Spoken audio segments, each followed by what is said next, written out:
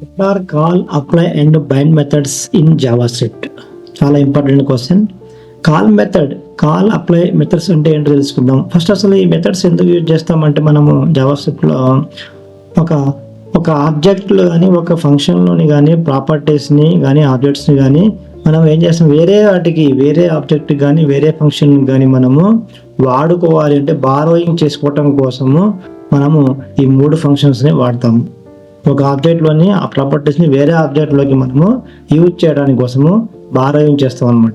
Call అనేది invokes A function immediately with a specified this value and arguments pass individually. Call ఏం చేస్తుందంటే ఫంక్షన్ని అక్కడ ఉన్న వాటిని ఇక్కడ ఇమీడియట్గా ఇది ఏం చేస్తుందంటే మనకి ఫంక్షన్లో యూజ్ చేసి వీటిని ఆర్గ్యుమెంట్స్గా అంటే వాటిలో ఉన్న ప్రాపర్టీస్ని ఆ వాల్యూస్ని ఆర్గ్యుమెంట్స్గా ఇండివిజువల్ ఆర్గ్యుమెంట్స్గా ఇది పాస్ చేస్తుంది.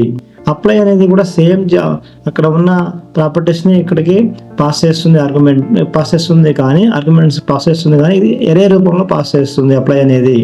బైండ్ అనేది ఏం చేస్తుందంటే ఇది function return a new function with a specified this value and optionally present arguments but does not invoke it immediately.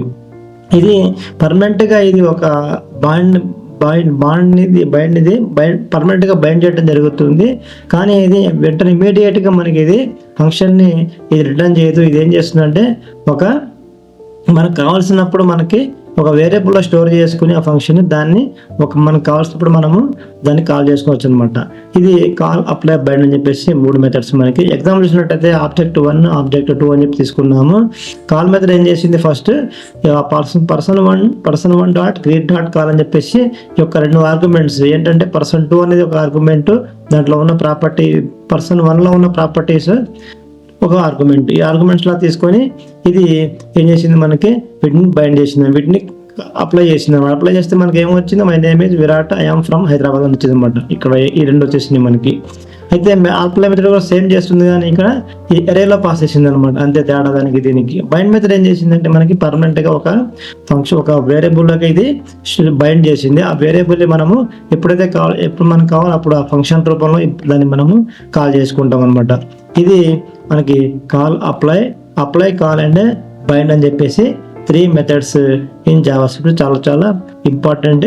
ఏం చేస్తుంది, దీని యొక్క మెయిన్ యూజ్ ఏంటంటే మనకి ఒక ఆబ్జెక్ట్లోని ప్రాపర్టీస్ని వేరొక ఆబ్జెక్ట్లో మనము బారోయింగ్ చేయటము.